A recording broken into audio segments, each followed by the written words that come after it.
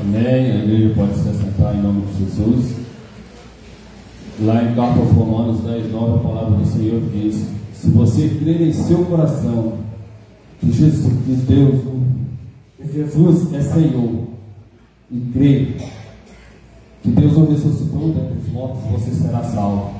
Porque você será salvo, não só você, mas você e a tua casa. E através da palavra do Senhor ministrada em teu coração, você alcançará a tua família. Amém? Proclame o nome do Senhor e busque a Ele. Amém? Passa a palavra ao pastor Fábio e agradeço a minha oportunidade. Amém. Graças a Deus, igreja. Amém. Que o Senhor nosso Deus abençoe a tua vida. Amém. E a tua família. Amém. Em nome de Jesus. Amém. Mas todos vocês são bem-vindos. A oração é para que Deus ministre ainda mais no teu coração, além do que tem feito. Amém? Amém. Parece que os jovens do Young Hope não falaram hoje. O que aconteceu? O diabo não deixou, não? Hã? Cadê o Young Hope que não falou? Está aí? É?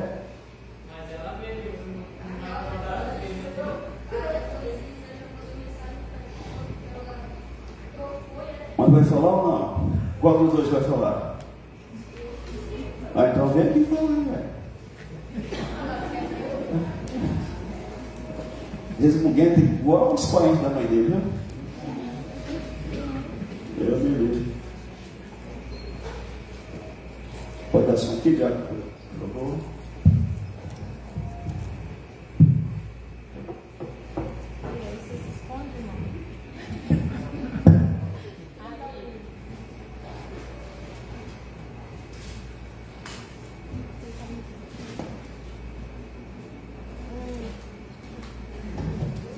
Graças a Deus, igreja.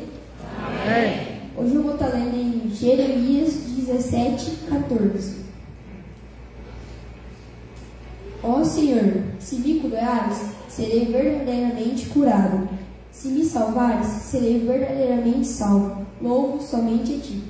Irmãos, eu entendo que em Jeremias 17, 14, o profeta faz uma oração de clamor, procurando pela cura e salvação, onde ele reconhece que Deus é sua única fonte de restauração física e espiritual. Então, se alguém está buscando por cura, busque a oração com clamor e reconheça que Ele é seu único Deus e tenha fé. Agradeço pela oportunidade em nome de Jesus.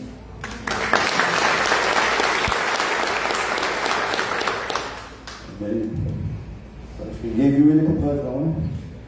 Nós vamos convidar os aniversariantes da semana. Você quer fazer mais um aninho de vida, porém mais uma abóbora do jardim da... O que você está aqui, amor? De novo? Esse dia você ia ver aqui?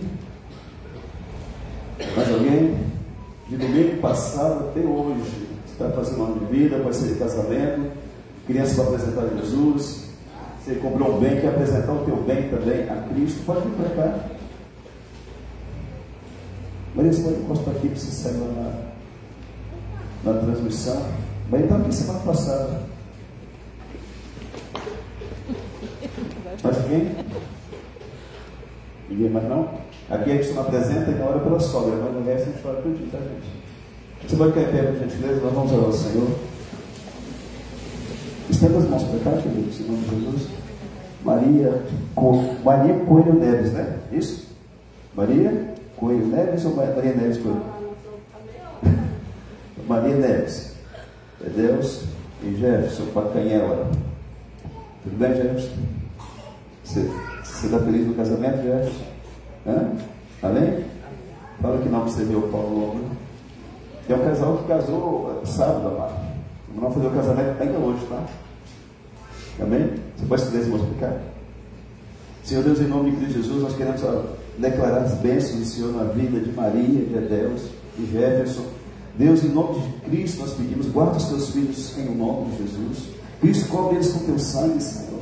livra eles de todo o mal, livra eles de tudo aquilo que é contrário à vida deles, no nome de Jesus. Declaramos bênção na vida, no casamento, na família, onde eles forem, que a bênção eterna esteja na vida deles. Guarda eles e livra eles pelo poderoso nome de Jesus. E tudo que é contrário que saia em nome de Jesus. Pedimos ao Senhor que dê muitos anos de vida, Senhor, mais 20, 30, 40, 50, o tanto que o Senhor tiver para a vida deles, que se cumpra nessa terra, com saúde, com paz, em nome de Jesus. Oramos, abençoamos e aplaudimos o Senhor na vida deles, em nome de Jesus. Amém. Mas você não senta, não, vamos só ler os versículos de Lucas capítulo 16. Aí depois você senta de uma vez por todas. Vocês estão escutando bem? Estão escutando bem? Aí, Gustavo, tá? O Sansão, o Barba Preta, tá? Não sei que milagre que o Sansão buscou aí, gente. Eu estou querendo descobrir, viu? A barba branca e agora está preta, né? Vocês sabem, vocês me falam aí. Tá bom, Anderson ali também. Oi. Quem que você passou aí, rapaz? Eles passam produto, não passa pra mim não, né? Mascarado os homens. O Robson quer comprar de meia. Ah, se ele vai pagar, então eu posso comprar de meia, tá? Lucas capítulo 16, a partir do versículo 1. Oi, som, tá bom, deixa eu pegar o microfone novo aqui.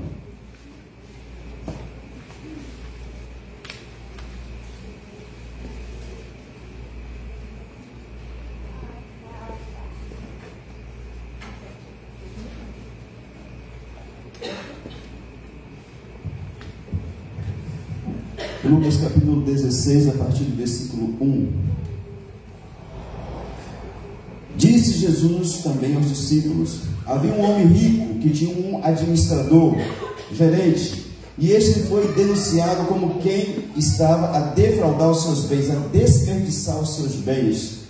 Então, mandando-o chamar, lhe disse: que é isto que ouço a teu respeito? Presta contas da tua administração, porque já não podes mais continuar nela.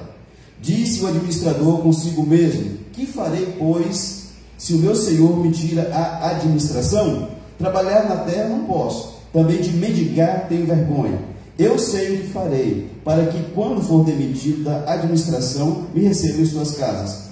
Tendo chamado cada um dos devedores do seu senhor, disse ao primeiro: quanto deves ao meu patrão? Respondeu ele: 100 cados de azeite. Então disse: toma a tua conta, assenta-te depressa e escreve 50. Depois perguntou a outro: tu quanto deves? Respondeu ele: 100 coros de trigo. Disse-lhe: toma a tua conta e escreve 80. E elogiou o Senhor, o administrador infiel, porque se houvera atiladamente, de forma astuciosa, porque os filhos do mundo são mais hábeis na sua própria geração do que os filhos da luz. E eu vos recomendo, das riquezas de origem iníqua, fazei amigos, para que quando aquelas vos faltarem, esses amigos vos recebam nos tabernáculos eternos, ou moradas eternas. Quem é fiel no pouco, também é fiel no muito, e quem é injusto no pouco, também é injusto no muito. Se, pois, não vos tornastes fiéis na aplicação das riquezas de origem injusta, quem vos confiará as verdadeiras riquezas? Se não vos tornastes fiéis na aplicação do alheio, quem vos dará o que é vosso?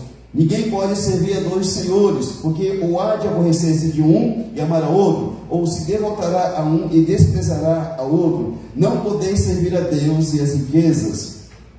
Os fariseus, que eram avarentos, ouvindo tudo isso, o ridiculizavam. Mas Jesus lhes disse: vós sois os que vos justificais a vós mesmos diante dos homens, mas Deus conhece o vosso coração. Deus conhece o nosso coração. Pois aquilo que é elevado entre os homens é abominação diante de Deus. Amém? Você pode estender as mãos para cá, por favor, amado? Me ajuda, porque o pastor não sabe nada, mas Deus sabe tudo, amém? Senhor Deus, em nome de Jesus, Pai, esta é a tua palavra santa. Peço ao Senhor que o Senhor venha conduzir todas as coisas. Deus, em nome de Jesus, só o Senhor para dar entendimento para cada um de nós. Revela a tua palavra, Senhor. E tudo aquilo que é contrário a ouvirmos a tua palavra, nós repreendemos, mandamos embora no nome de Jesus. Jesus, que os teus anjos estejam aqui, Pai, nesta igreja. Colocamos a nossa mente, os nossos ouvidos diante de ti para escutar o Senhor. Fala conosco, Senhor.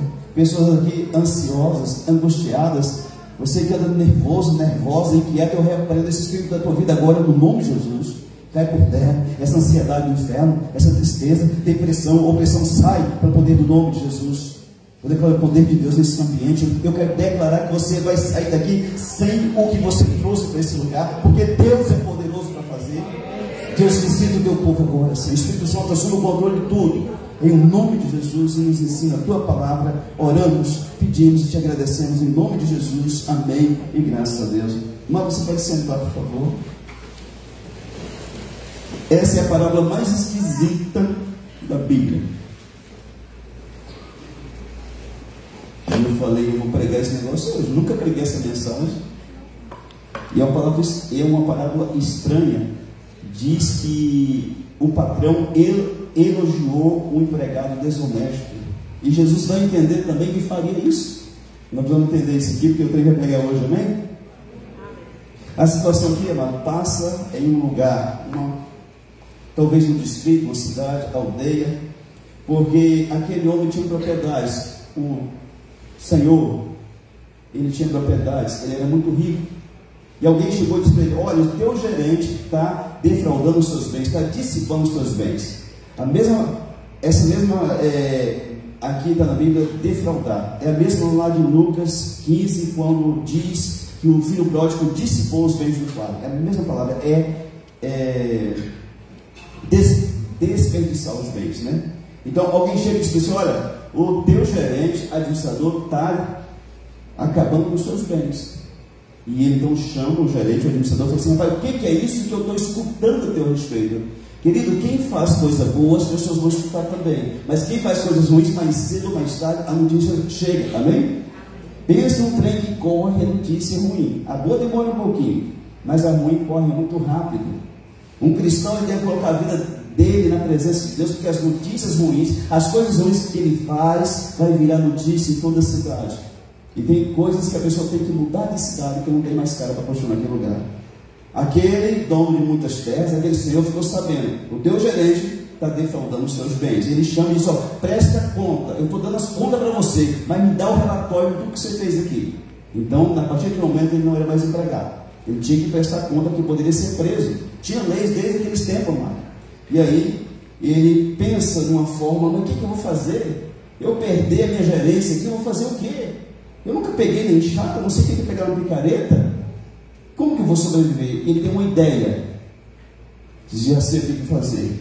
Então ele chama os credores, das pessoas que viviam com o chefe dele. Eu quero que você entenda que é como se tivesse uma máquina de café aqui na cidade, muito grande, e você emprestou dinheiro para os cafeicultores, para as pessoas que plantam café, para produzir café. E você emprestou 10 mil para um, 20 mil para outro, 100 mil para outro, de acordo com o tamanho da propriedade. E esse gerente dessa cafeeira sua vai fazer ajuste agora. Ele chama os devedores e diz: você deve quanto para o meu patrão? E um diz: eu devo 100 cados de azeite, ou 100 barris, conforme está em algumas Bíblias. Cada é uma medida que diz respeito a 37 litros de azeite. Ou seja, ele tinha uma dívida de 3.700 litros de azeite. E ele diz o quê? Coloca só 1.350 litros para você der meu patrão. É um quebra muito grande, não é? Sim ou não? E chama outro e diz assim: olha, você deve quanto para o meu patrão? Eu devo quantos couros de trigo aí?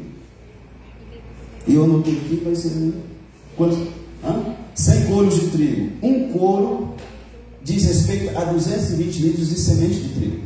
Então era muita coisa, era mais ou menos mais de 20 mil quilos de trigo. E falou: então você vai colocar 80 só. Que quebra, né? E nós, aqui tem duas prestações de conta, mas esse poderia ter ovelhas, poderia ter camelos, poderia ter muita coisa. Aqui tem duas. Então, fica estranho, porque depois que acontece aquilo, o patrão chama aquele homem e diz: olha, você fez bem, tá? Meus parabéns pelo que você fez. Mas como que alguém te dá um prejuízo tão grande que você chama ele e dá os parabéns para ele? E elogiou aquela pessoa. Ele não quis elogiar o ato de desonestidade, mas a forma como ele tratou o assunto, e nós vamos falar sobre isso aqui hoje. O que aquele administrador fez? Ele, percebendo que ia perder tudo, a gerência, o salário bom que ele tinha, a mordomia, e ele chama, e ele, antes ele entra num desespero muito grande. Rapaz, eu trabalho nessa empresa há 10 anos, não tenho fundo de reserva, não me preveni, e agora eu vou levar as contas. Então ele chama os credores do chefe dele, do patrão dele, e ele começa a dar descontos grandes nos acertos.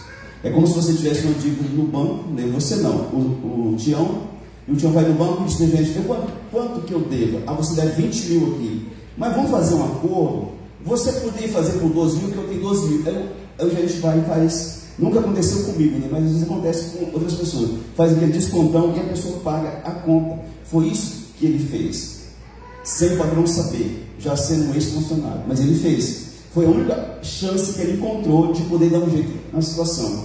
Ele deu todos esses descontos e o nome do patrão ficou grande lá na comunidade, como uma pessoa magnânima, generosa, bondosa, misericordiosa, porque ele estava dando descontos nas prestações das contas.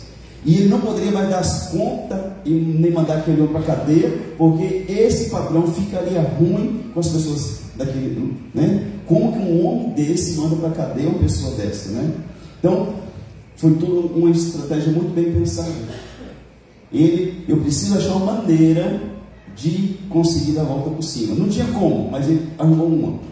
Ele deu desconto para todo mundo, em nome do patrão, sem saber, e o patrão ficou sem jeito, com a mão em pé atado, porque não poderia desfazer aquilo, e nem poderia prender o cara, porque ficaria ruim para ele, diante daquela cidade. Então, o administrador passou de um defraudador a muito bem quisto naquele lugar, com o apoio de todos. Agora o administrador tem a simpatia das pessoas do povoado, e mesmo a contragosto, o apoio do patrão. Imagina, a pessoa te rouba, mas você não pode fazer nada com ela. Ele vai, rapaz, você fez bem, né? Então, nisso está o elogio. O senhor, o patrão, elogiou o gerente, porque se houvera de forma atiradamente, de forma astuciosa. Esse administrador, quando se viu sem ter como sair daquele lugar, apostou tudo em uma última tentativa, pois não tinha mais o que fazer. Parece até com o filho pródigo. Vocês lembram lá em Lucas capítulo 15, versículo 18? Ele torrou toda a grana do pai, estava afundado na lama, sem dinheiro, e diz assim: eu sei o que eu vou fazer, vou voltar para o meu pai. A última cartada dele foi voltar para o pai. Se o pai me perdoar, eu fico. Se não perdoar, eu já estou rodado mesmo, então eu vou tentar ir com meu pai. É mais ou menos assim a situação. Amém? Você está entendendo? Amém. Agora, por que Jesus disse? Agora, por que Cristo, vamos entrar no assunto mais sério agora? Porque os filhos do mundo são mais hábeis na sua própria geração do que os filhos da luz. No versículo 8, na parte B, diz isso. Hábeis quer dizer astutos, amados. Significa, a vida só tem uma saída. Não é o caminho religioso ou outro qualquer, mas a nossa relação com Deus se dá muitas vezes em apostas na sua vontade e sua misericórdia. Talvez nessa noite Deus vai falar para você apostar mais uma vez nesse casamento, apostar mais uma vez nesse sonho de ter uma empresa, apostar mais uma vez em poder fazer algo que você intentou, mas não deu certo. Amém? Você só precisa abrir o coração para que Deus possa falar com você. Tudo bem? No mundo sem Deus, às vezes as pessoas resolvem seus problemas com muito mais criatividade e astúcia do que os cristãos. No mundo sem Deus, que as pessoas que não têm Deus, muitas vezes conseguem resolver problemas que o crente não consegue, com muito mais criatividade e astúcia e habilidade do que o cristão. Isso que quer dizer essa passagem. Os filhos do mundo são mais hábeis do que os filhos da luz. Não estou falando de fazer coisa errada. Deus não aprova erro, amado. Nem trapaça, nem desonestidade, nem nada. Não estou falando disso. Eu estou falando que as pessoas que são do mundo, muitas vezes, têm mais criatividade e astúcia para resolver problemas do que o povo que se diz o povo de Deus. Às vezes uma pessoa que nem tem Jesus, ele já levanta de manhã pedindo uma luz para Deus, ou mesmo que ele nem saiba o que é Deus.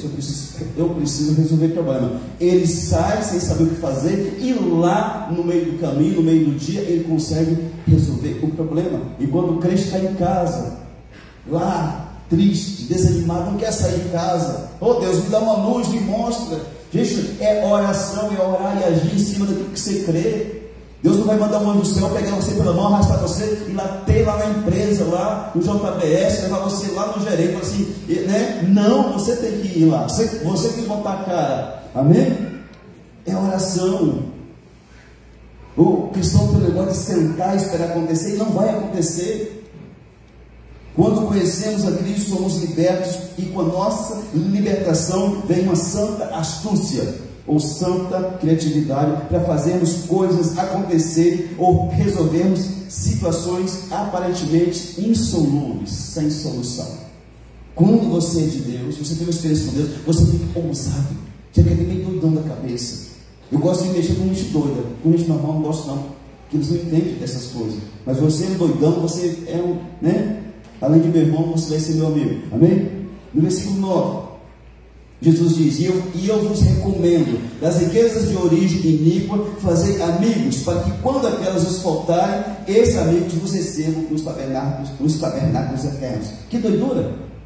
Das riquezas de origem iníqua, vocês podem fazer amigos, porque quando as riquezas não tiver mais, vocês vão encontrar eles nas moradas eternas. O que Jesus quis dizer com isso, mano? É um trem muito louco, eu quase pedi o cabeção, espero que ninguém pire aqui, tá bom?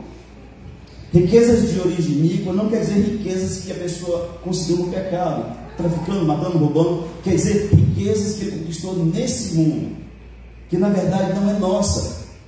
Pastor, eu tenho um carro muito bonito. Pois é, você não vai levar para o caixão não, querido. O Zé do caixão não tem um caixão para comportar um carro, nem boi, nem terra, nem a sogra não vai para você. Aliás, se ele quiser, vai dar um jeito, certo? Então as pessoas vão dizer: o meu, né?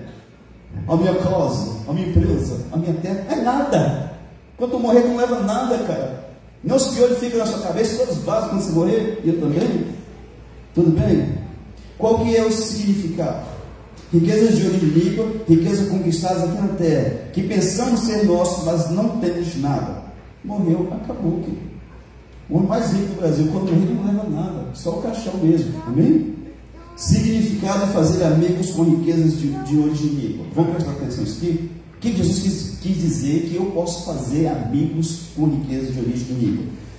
Cristo está dizendo: sejam astutos, usem esse dinheiro e seus bens materiais em prol do reino de Deus. Use teus recursos para alcançar vidas para Jesus e não somente para realizações pessoais nesse mundo passageiro. Alcance vidas, faça-os conhecer a graça de Deus, e um dia você se encontrará com esses amigos lá na glória com Cristo Jesus, através da tua vida e recursos que você teve nessa terra. Isso quer dizer das moradas eternas, amém? Isso é a verdadeira riqueza segundo Deus. Riqueza não é a casa bonita que você tem, o carro que você anda, a moto que você conquistou. Não é família maravilhosa que talvez você tenha. A maior riqueza para Deus é aquela que você vai levar para o céu. Que são as vidas que você vai alcançar aqui na terra, através dos bens que você vai conquistar de forma iníqua. Não estou falando que é errado, mas é riquezas da terra, amém? Deus conta com um bem mais precioso do que a nossa vida, e com os bens que Ele nos confiou para alcançarmos o mundo para Cristo. Mas Deus não tem problema de abençoar eu e você, tudo bem? Mas Deus conhece quem? O nosso coração. Deus sabe que tem pessoas que não podem ter um carro, que ele vai desviar da igreja, que ele vai trair a mulher, que ele vai arrumar uma piriguete com a metade da idade da esposa dele. Deus conhece, amado, amém? A cara de Deus, por que você não sonha? Por que não vai dar certo, Senhor? E Deus diz assim: mas você não é confiável, meu querido. Eu conto aqui na igreja a história da D20, quantos você lembra?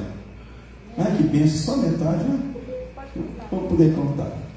Quando eu fui para a igreja, há 30 e poucos anos atrás, o pastor contava uma história lá de ponto. Naquele tempo, a D20 era caminhonetona, vocês lembram? Vocês já são velhos assim, o Zé, o Claudemir, né? O Alex, né? O Picanha ali, né? Gente, a D20, aquela Pulse, quando saiu, era coisa de doido. Era só fazendeirão e empresário muito rico que tinha. Você lembra disso? Dava aula na Hilux. Hilux era cantando perto dela. E aí, ele contava fatos que era real.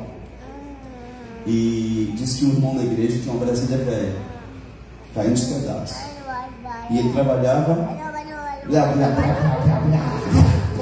Isso aí, você pregador, filadelfiano, tá? Quando o Paulo veio para a igreja, aí um rapaz chegou lá para o filho dele e falou assim: eu sou assembleano. Aí o Gabriel: eu sou filadelfiano, né? Filadelfiano. E aí conta-se que ele tinha essa Brasília velha, muito velha, e ele trabalhava na feira, vendendo repolho, batata, abóbora, beterraba, e aquela Brasília quebrava, e não é aquela luta. Gente, se você já teve carro velho, quem teve carro velho aqui, além de mim? Só vocês? Gente, a maioria da igreja não passou por prova de verdade, não. Essas lutinhas que você tem, se você tivesse um carro velho, você vê como que é. Só de olhar o trem quebra. É o Satanás tendo que trem. Eu tinha um Fit 147 que me atropelou, passou por cima de mim, eu empurrando ele, escorreguei. Ou Fit nojento, viu, gente? Eu não gosto de Fit até hoje, né? Eu tenho trauma, se cura na minha alma. E aí, que trem quebrando, e com a família da igreja, as crianças pequenininha, né? E eu disse, oh Deus, eu queria tanto ter um carro melhor, Senhor, para fazer a tua obra, para trabalhar. E o meu irmão veio e passou, escutou ele orando e chorando ali no banco da igreja. E esse irmão tinha muita grana, era empresário.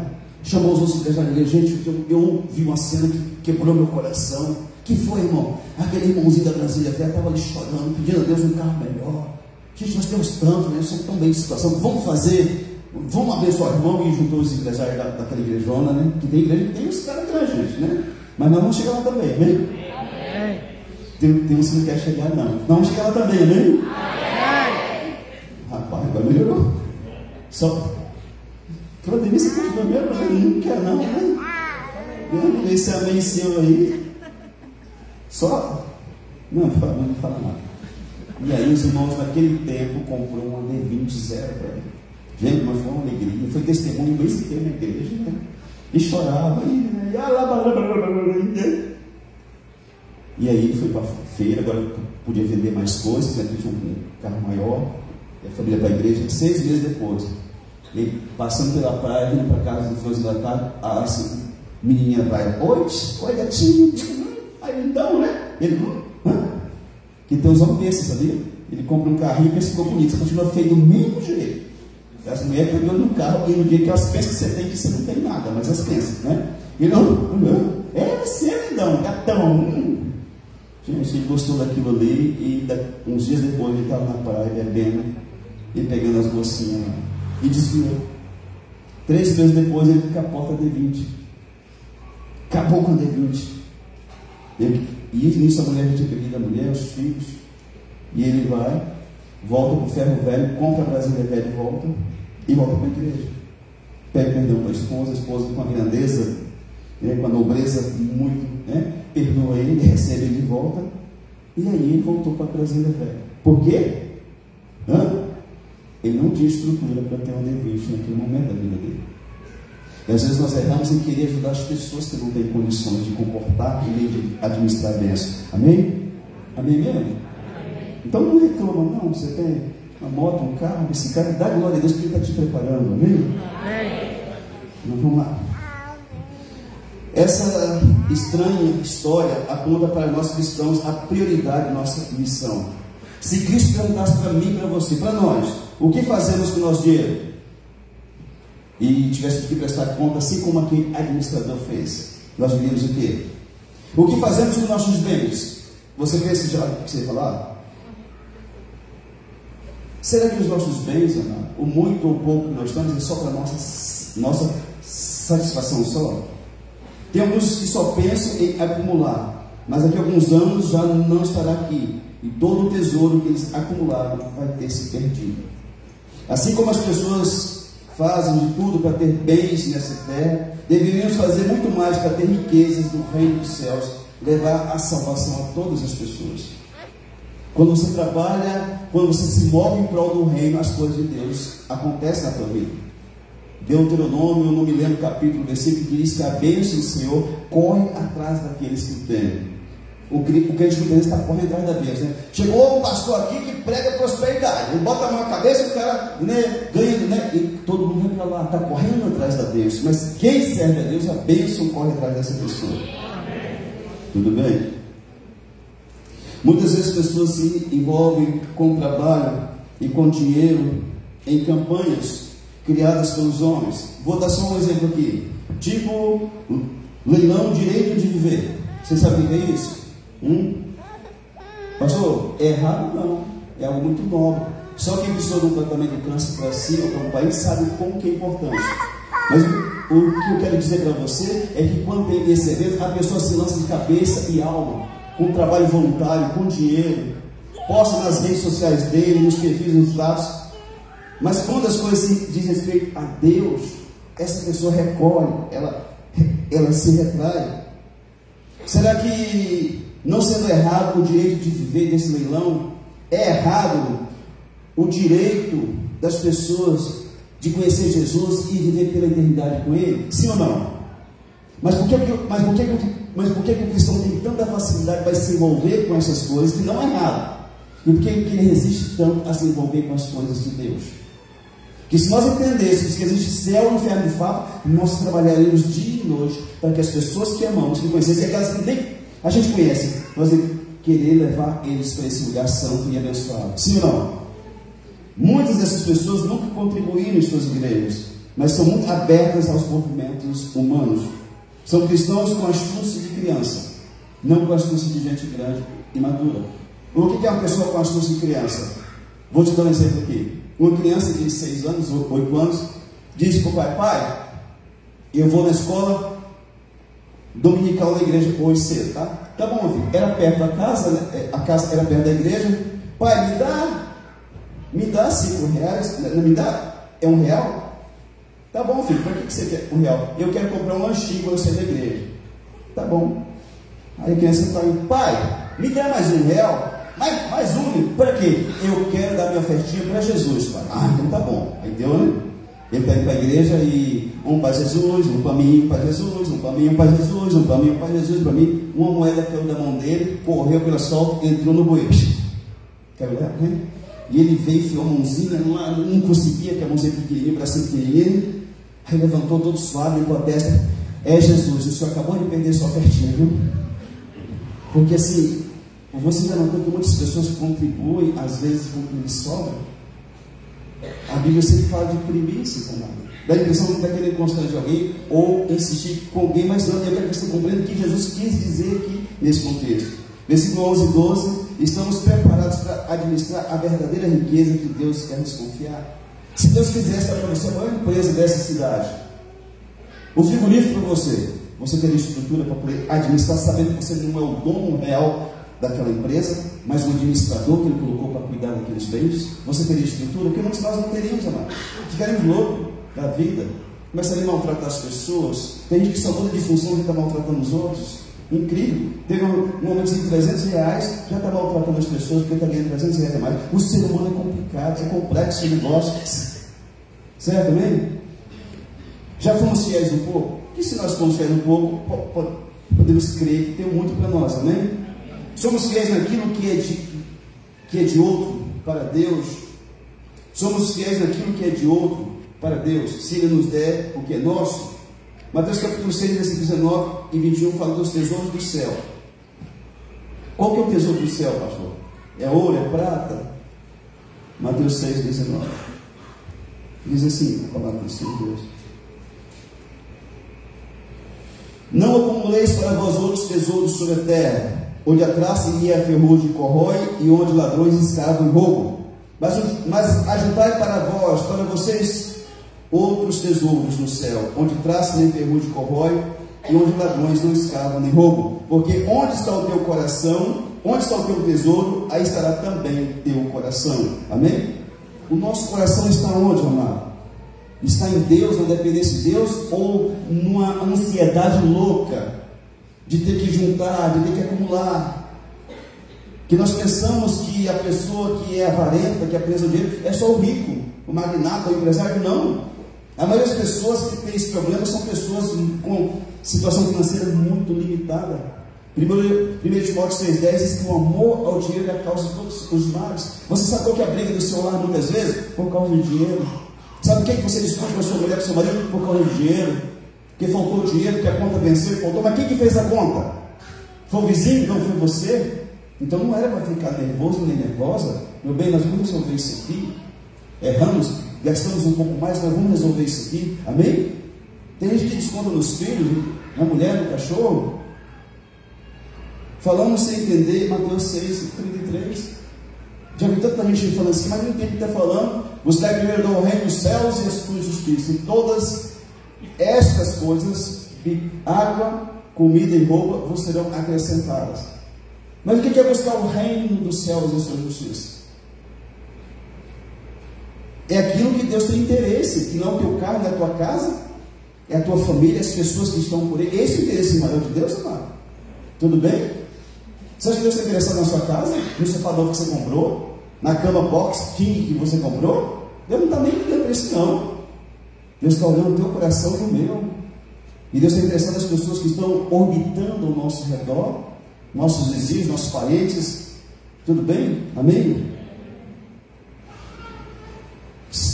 Esse versículo está sobre o túmulo de Robert Gilmore.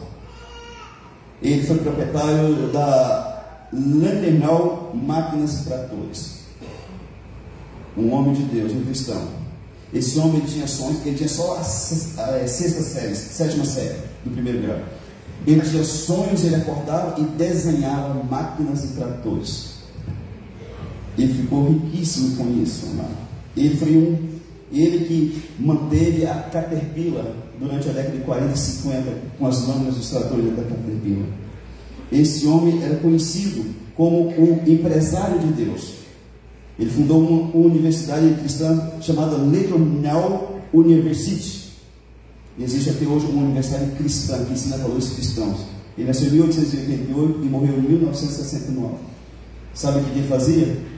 90% dos ganhos dele, da empresa, da fábrica de tratores, é destinado para a obra de Deus. Igrejas possuem igrejas, escolas e evangelismo a nível mundial, para que todos conhecessem Jesus como único Senhor e Salvador da vida. O dono da Colgate, 90% dos ganhos dele é destinado para as coisas relacionadas ao evangelismo. Ele fica com 10%. E 90% ele então investe na obra de Deus. Você acha que Deus tem problema para dar algo para essas pessoas? Sim ou não? Não tem, amado. O coração dessa pessoa é de Deus. Os bens que ela tem, ela entendeu que não é dela. A família que ela tem, ela entendeu que não pertence a ela. Que tudo é de Deus, para Deus e para a glória de Deus. Amém? Deus não tem problema em fazer pessoas ricas. Muitas pessoas na Bíblia eram pessoas ricas. Você vai encontrar pessoas riquíssimas no céu, vai encontrar pessoas pobres também. Deus não tem problema em fazer pessoas ricas, Ele só não tem facilidade em achá-las. Presta atenção nisso, porque isso é muito forte. Deus não tem problema em fazer pessoas ricas nessa terra, Ele tem dificuldade em achá-las, porque é alguém muito raro, muito escasso. Porque o nosso coração é ruim, o meu e o teu é ruim também. Lucas capítulo 16, versículo 13 diz que nós não podemos servir a Deus e as riquezas. Riquezas do grego é mamon, é uma entidade espiritual. Ninguém pode servir a dois senhores, porque o há de aborrecer-se de um e amar ao outro, outro se devoltará a um e desprezará ao outro. Não podeis servir a Deus e as riquezas. Repito, não precisa ser rico para não servir a Deus. Tem muita gente muito limitada na vida financeira que nunca abriu o coração para Jesus. Só que a riqueza e os bens corrompem as pessoas. Eu conheci pessoas muito humildes, irmão. Quando a pessoa começou a subir um pouquinho, ficou soberbo. Tem mulher que não pode ganhar dinheiro porque ela fica louca, ela despreza o esposo. O esposo que pagou a faculdade dela, que lutou com ela, ela fica importante depois que cai com um canudo de papel que não vale nada. Se ela não for atrás, já olhei com pessoas assim. O cara bancou o estudo da mulher, quando ela se formou, ela ficou: você é um cara ignorante, você não sai mais para mim, não. Eu estou em outro nível de estúpida, de idiota, de imbecil. Porque ela precisa dar valor para a pessoa que te ajudou, certo? Meu bem, eu concluí, agora vem aqui porque você vai fazer o seu também, amém? Era para ser assim, sim ou não? Amém? Mas tem muitos homens que vão perder mulheres lindas e maravilhosas, porque ficaram soberbos. Eu escutava um fato de um homem lá do Mato Grosso, um fazendeiro muito rico. Ele uma vez chegou para a esposa, preencheu um cheque branco e jogou no colo dela. E falou assim: ó, procura os melhores cirurgiões do Brasil. Naquele tempo era todo um pitangui. E dá um jeito de tirar esses coros de jacaré da sua cara aí. Você ficou velho, ficou muito feio. Dá um jeito nesse trem. Jogou aquele cheque branco, para poder colocar qualquer valor. Ele saiu, e quando ele saiu, ela pegou aquele cheque na mão, ela amassou na mão e chorava. Chorava. E disse para a pessoa que estava dela: eu lutei a minha vida inteira com esse homem. Não tinha peão. Ele não podia pagar, porque eu montava no cavalo e saía de madrugada com ele. Entrar nos pântanos atrás de boi perdido. Lutei. Olha o que eu ganho agora. Amado, o ser humano é ruim demais. Você não é bom não. E também não sou não. Tem que ficar bravo quando eu digo isso aqui. Só o fato de você ficar chateado comigo é um sinal que você não é bom. Já está ruim porque você não está querendo entender isso. Abre o teu coração. Diga para Deus que você é confiável e que Ele te faça alguém confiável. Amém? Mateus capítulo 25, acho que a partir do versículo 14, fala que um senhor muito rico, né? A Bíblia é cheia de senhores ricos, né? Chamou 3 pessoas, 3 empregados. Deu para uns 5, o quê? O quê? Talentos, amém? O que é isso, pastor? Uma grande quantidade de dinheiro. Não é um talento com mão de pregar, de cantar. Você enterrou o seu talento, irmão, você não está cantando. Isso é bobeira, um trem desse. Talento aqui é dinheiro. Deu 5 talentos. Para outro deu 2, para outro deu 1. E viajou para outro país, ficou muito tempo lá. Quando ele volta, ele ajusta contas. Diga para a pessoa que está ao seu lado: Deus vai ajustar a conta com você. Ele deu pelo menos um talento para você. Agora essa pessoa não vai dormir, a culpa vai ser sua, tá? E aí ele volta e ajusta contas. Ele chega para ele e diz: eu te dei 5, eu trabalhei, investi, multipliquei, tem 10. Muito bom, servo fiel. Chegou para 2, eu consegui fazer mais 2, 4. Chegou para quem tinha entregado 1. Ele diz, acho que no versículo 25 diz isso. Mateus 25, 25, para a memória. Eu fiquei com medo de ti, tu és muito severo, não sei o que. Eu enterrei o teu talento. Toma aqui o que é teu. E ele chama o servo de quê? Chegando por ele, disse-lhe o Senhor: muito bem, não, 25. Receoso escolhi a terra do teu talento. Aqui tens o que é teu, 26. Respondeu-lhe, porém, o Senhor: servo mau e negligente, sabias que cedo onde não semeei e ajunto que não espalhei? Cumpria, portanto, que entregasse o meu dinheiro aos banqueiros, e eu, ao voltar, receberia com juros o que é meu? 28. Tirai-lhe, pois, o talento e dai o que tem 10. 29 agora para você ver. Porque a todo o que tem se lhe dará. Olha só, a todo o que tem. Deus não conta com pessoas que não têm, porque Ele dá para você. A todo o que tem se lhe dará. E terá, hein? Aquilo que Deus deu tem para você para multiplicar. Vai ser mais e mais. Amém. Mas ao que não tem, até o que tem será tirado. Por favor, 30. E o servo inútil, lançai-o para fora nas trevas, ali haverá choro e ranger de dentes. O 31 tem ainda. Quando vier o filho do papapá. Então tá bom, é só isso que eu quero que você entenda. Deus está à procura de muitos administradores que talvez não tenham muito, mas são fiéis no povo. Certo, amém? Deus está em busca de pessoas que não tiveram oportunidade de ter muito, mas que são fiéis no pouco, amado.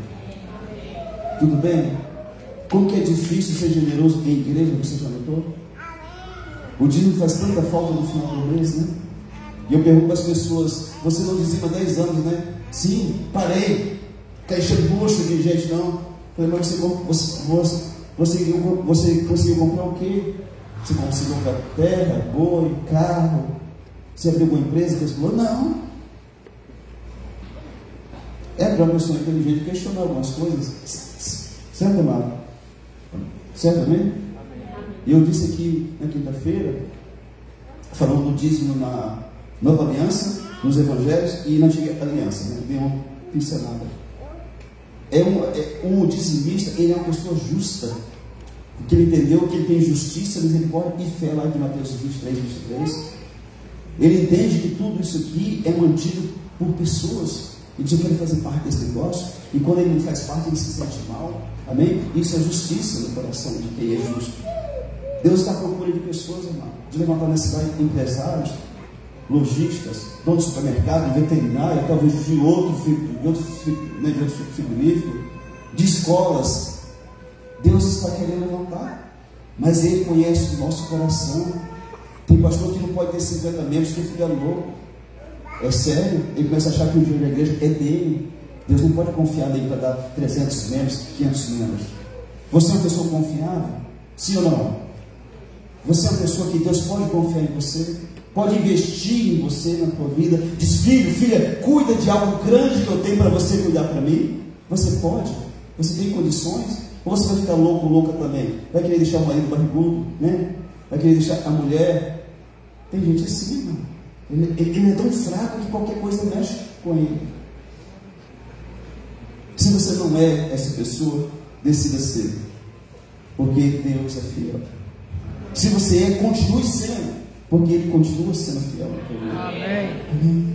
Repito, Deus vai levantar pessoas nessa cidade. Amado, o cristão que é fiel, com a família, com a igreja, com aquilo que ele crê, não tem como. É um ovo que está sendo chocado, que vai nascer mais cedo ou mais tarde. Sim ou não? Creia nisso. Continue. Deus, pode confiar em mim, Senhor.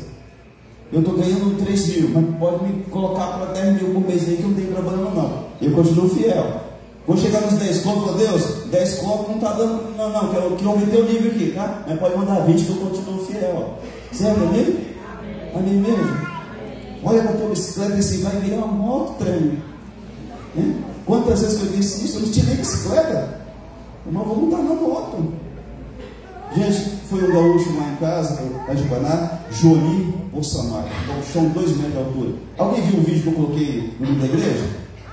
Ele lá em casa? Ele era o cara que há quase 30 anos atrás, quando chovia, ele ligava para mim: ô irmão, fala, você vai para a igreja hoje, irmão? Eu vou, irmão, só que está chovendo. E eu tinha uma coca-vela até nos pedaços, e eu estou passando para te pegar, irmão. Muitas vezes aquele irmão foi sair da casa dele, subia 8 quadras para buscar em casa, levava em casa de carro e me trazia de volta. E o ano passado que ele foi lá em casa, estava vendo os filhos na mesa lá, eu fiz um vídeo, eu coloquei no grupo. Eu disse para ele: cara, eu quero te agradecer, porque aquelas caronas tuas me fortaleceram na fé. Eu creio que eu estou em pé até hoje, e o olho do alemão se encheu de lágrimas. Irmão, nós estamos aí para servir, né? Eu precisava dizer aquilo para ele, que eu falo aqui na igreja, mas eu precisava dizer para ele, olhando nos olhos dele: muito obrigado por tudo que você me fez. Você acha que esse carro que você tem, Deus deu para quê? Só para você ter com o rio aí? Não tem nada de errado. Não tem nada de errado você no rio. Vai jogar bola, não tem nada de errado bater a bolinha. Mas foi só para isso? Que tem gente que quando chove, a madeira não vem na igreja, o carro está lá na garagem. Será que foi para isso que Deus permitiu a bênção para que a pessoa tenha um carro? Não era para ele estar falando assim: vizinho, estou indo na igreja, quer ir junto? Está chovendo, bora. Não. Então as pessoas não entendem nada de um jeito que Deus abençoa a vida deles. Aquilo que você tem é teu, querido. Você é um gerente, um administrador, mas você precisa ser fiel para que Deus te coloque em coisas maiores a cada dia, amém? Amém. Tudo bem mesmo? Amém. Você crê nisso? Amém. Então diz assim: Deus, eu quero ser fiel. Ainda mais fiel. Pode me abençoar, Senhor. Muito. No nome de Jesus. Amém. Você vai cair em pé, por gentileza?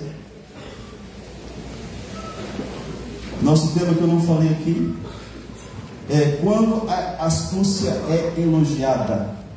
Aquele homem criou maneira de não ser demitido. E Jesus disse: ele foi astuto. É para o meu povo ser astuto também, mas no bom sentido.